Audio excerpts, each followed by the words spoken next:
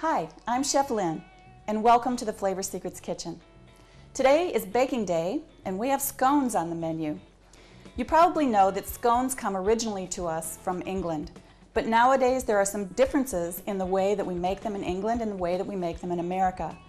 Basically, ours are larger and sweeter. We'll talk more about that as we go along, but first of all, let's take a look at the ingredients, and as we do so, we'll run over the recipe. We're starting with all-purpose flour, or AP flour, as you sometimes see it written in some recipes, and we have 4 cups of it here. We also have some baking powder, and we'll use 2 teaspoons of that. We have some soda, baking soda, and we have a half a teaspoon of that. And then we'll take a 1/4 teaspoon of salt. We'll use a half a cup of sugar, and then we'll use the zest, and if we feel like it, maybe even a little of the juice of the lemon. We have 2 cups of heavy cream. This is called whipping cream on the container, heavy whipping cream. And then we have 1 cup of dried Michigan cherries. And what I've done is I've chopped those cherries at least in half, just kind of rough chopped them. They don't have to all be exactly equal, but whole cherries are a little bit too much. And then last, I have 1 cup of butter. And you can see that I've cut the butter up into little pieces, and I have it sitting on ice. You don't have to put yours on ice, just take it out at the last minute because you want the cream and the butter to be as cold as possible. We have lights on in here and it's kind of hot, so I set it on ice today. But as I said, you don't have to do that. Okay, so let's start with our 4 cups of AP flour, and then we'll put 2 teaspoons of the baking powder in there. I like to be a little bit generous with this. And what I'm going to do is just sprinkle it over the flour so that it will get distributed all through it. Okay? Then I'm going to take my half teaspoon of baking soda and do the same thing, sprinkle it over. And as I use these things, I'll set them back here to get them out of the way so that you can see really well. Then I'll take a 1/4 teaspoon of salt. Again, I like to be generous with salt. Makes everything taste good. And then a half a cup of sugar. Same thing, sprinkle it all over. Now, as you can see, what I've done so far is I've mixed together the dry ingredients only. So first of all, just mix all the dry ingredients together. You don't have to sift this. Flour is pretty fine these days. For something like this, where we're coming out with a coarse product anyway, we don't have to worry about sifting it. The whisk will do the job for us. Remember, this is stirring and this is whisking back and forth, getting it through the tines. Okay, so I've got that mixed up pretty well, and it'll mix together a little more too as I add in my wet ingredients.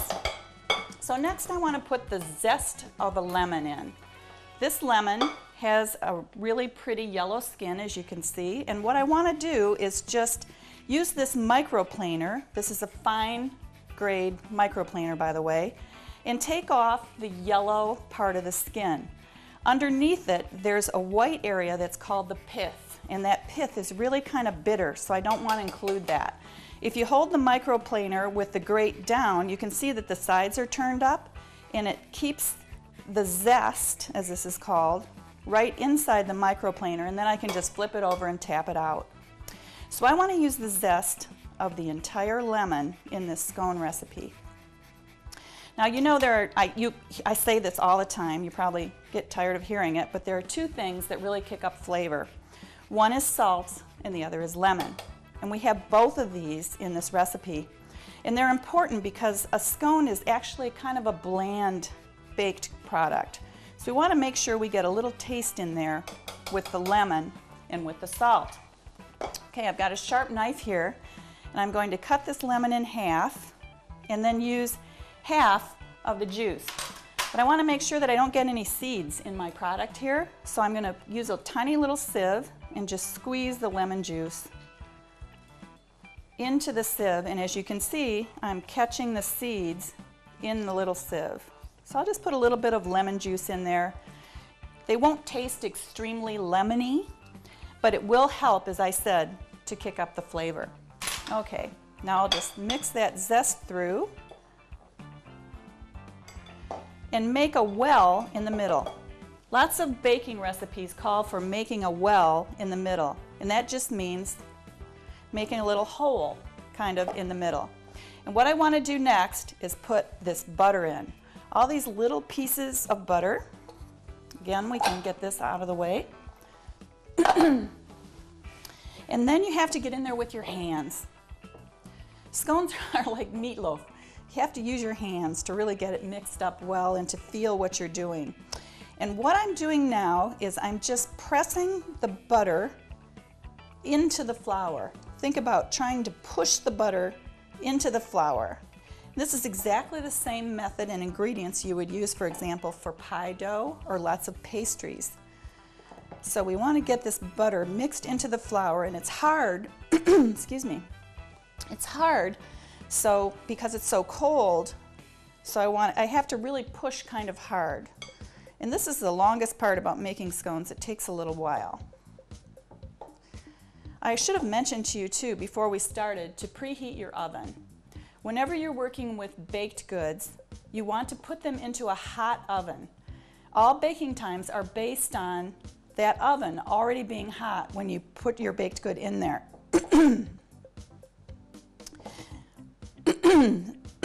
Excuse me, I have a little frog in my throat. There, I hope it's gone now.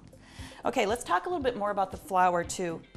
If you have English friends who make scones, they're probably going to tell you, as mine tell me, that you have to have British flour to make scones.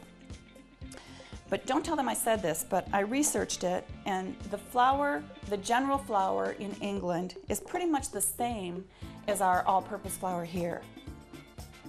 So they should be pretty much interchangeable. But if they want to do that, that's fine, and certainly it makes them more original if they have their British flour that they bring back from the UK. So here, I've got this almost ready now. The two flours, the general flour in England and the AP flour here, have almost exactly the same protein content. And it wouldn't be that much different as, say, for example, using two different brands of AP flour in the United States. They also will have slightly different protein counts. But they're all close enough. They should be fine. Okay, now what I'm shooting for here is I want this mixture to be about the size of little peas. You can see how it's starting to crumble together and look a little bit like German streusel, but finer than that. You can see the clumps starting to come together where I'm pushing the butter into the flour.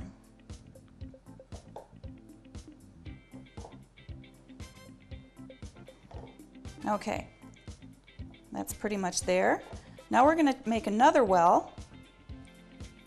Actually, first I think I'll put my dried cherries in because I want them to distribute as we're mixing up this dough. So I want to get them all over the place inside here.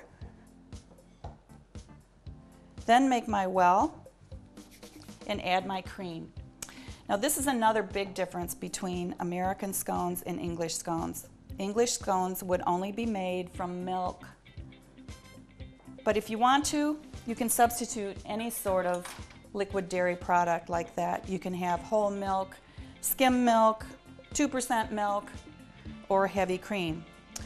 But I think I don't have to tell you which one will taste the best. Okay, then just start. You can do this first part with a spoon if you want to because it's a little bit goopy. Then just start mixing it together. And as it starts to come together and stick together, you want to just dump it right out on the counter. Now my counters are sanitized, and you can sanitize yours too very easily. You can get a product, I can't pick it up right now, but you can look at it back here on the counter. It's called Sanitabs, and it's this little white plastic container back here. You can get that at Gordon Foods, which is a store in my area. It's 10 Mile in Southfield. 10 Mile in Southfield, 10 Mile and Telegraph in Southfield, there's one, but there are lots of them all over the place.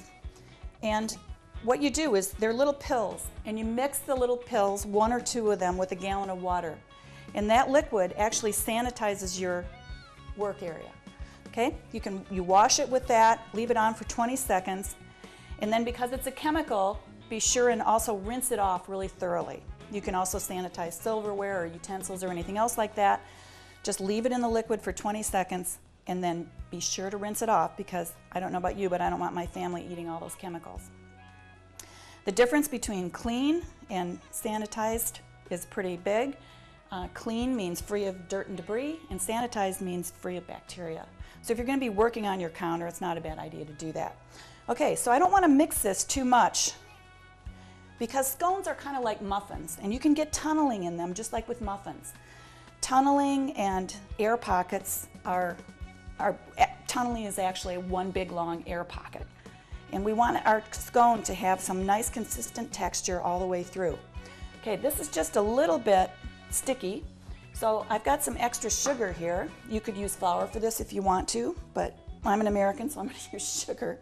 And that will help to keep it from sticking to my counter or to my bench.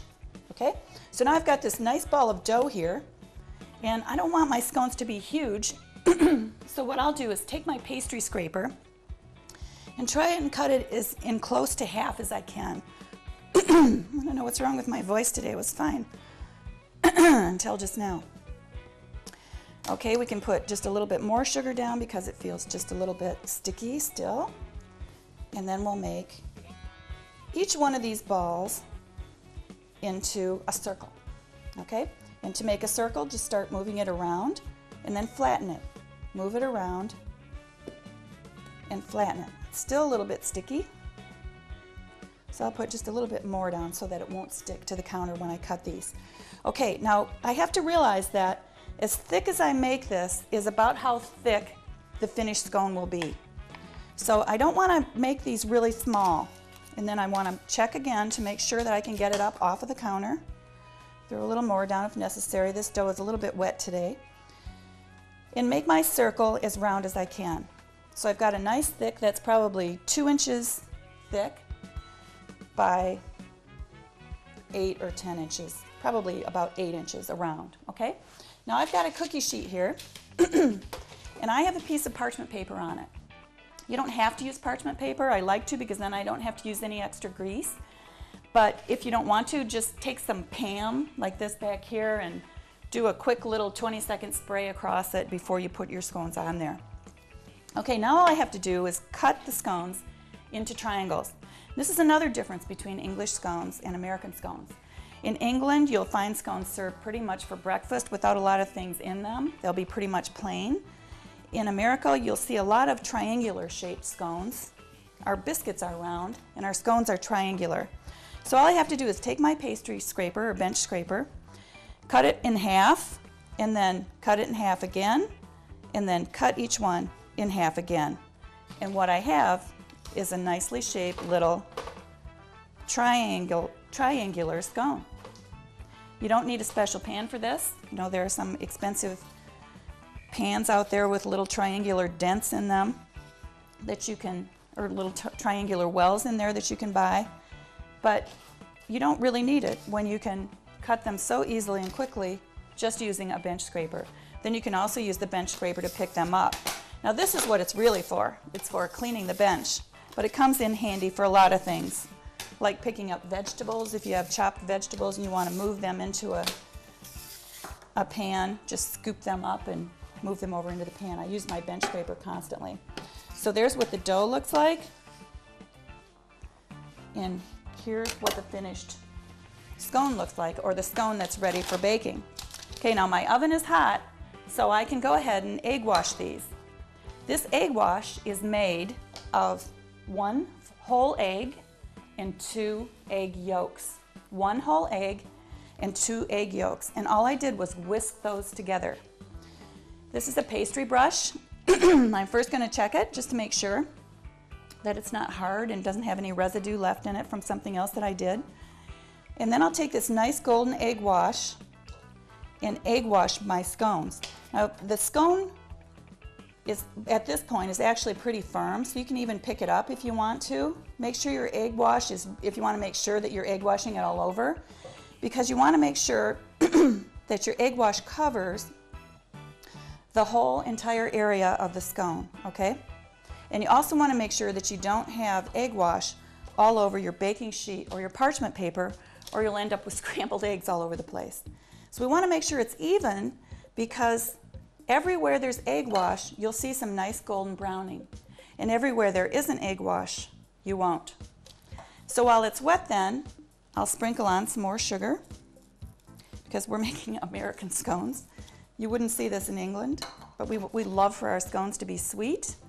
And as I said earlier, there's a little piece of pastry brush there. Sometimes when you're using a pastry brush, people will think they have a hair in their food, and it's really not. It's just a piece of the pastry brush. And make sure that while it's wet, I put on the sugar. Or you could put sprinkles. I've seen them at Starbucks with sprinkles on them and all kinds of different things. Use your imagination. You can use different sugars. If you have one that's really savory, you could sprinkle it with salt. You could use the same recipe and instead of the cherries, use sun-dried cherries, and then mix in some chives or mix in some chopped basil. Those are delicious. I love those. And then serve that for lunch alongside whatever your lunch entree is. Almost finished here. Egg wash these. Okay, so this recipe would take 2 cookie sheets with 8 on each one if you make them this size.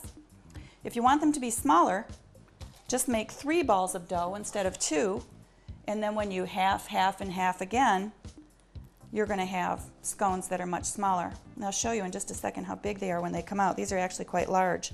I know they look small right now, but they're actually quite large. Okay, so now these go in a 400-degree oven that's already been preheated, don't forget. And they're going to bake for about 20 minutes. You want to make sure that they get nice and brown because the brown is caramelization of the sugar and it tastes really, really good. Okay, now I have some here that I baked this morning, and so I'll show you how they turn out. And you can see here that I put a kitchen towel over the scones when they came out of the oven while they were hot. Not a wet one, just a clean one that breathes, like one that's cotton and very, very thin. And that helps the scones from getting dried out. So here's what they look like after they come out of the oven. As you can see, they're sugary, they look sweet. They're quite a bit bigger. They're a little bit taller and wider. And this is plenty big for a scone for anybody, I think. Again, if you want to make them tea-sized, make 3 or even 4 circles of dough and then cut them into the triangular shapes. What else did I want to tell you? In England, they would be round and they wouldn't have all these different things in them, and they would be served for breakfast. But here, scones are served with, well, also with tea, and as they are here. We eat them pretty much all day long.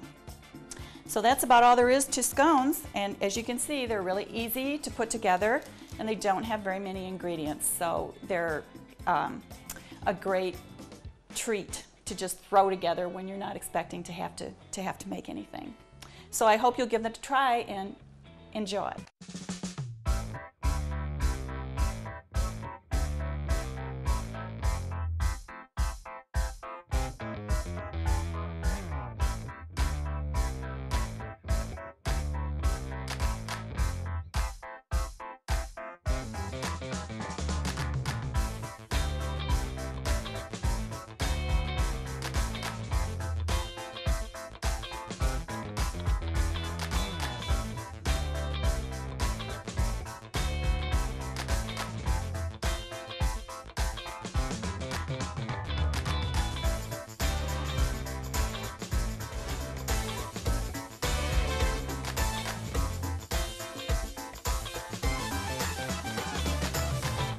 If you would like today's recipe, just email chef@flavorsecrets.com and request it. You can also review any episode by going to www.bloomfieldtwp.org. Click on Video on Demand on the right side of the screen, and then click on Flavor Secrets to choose your episode. Enjoy!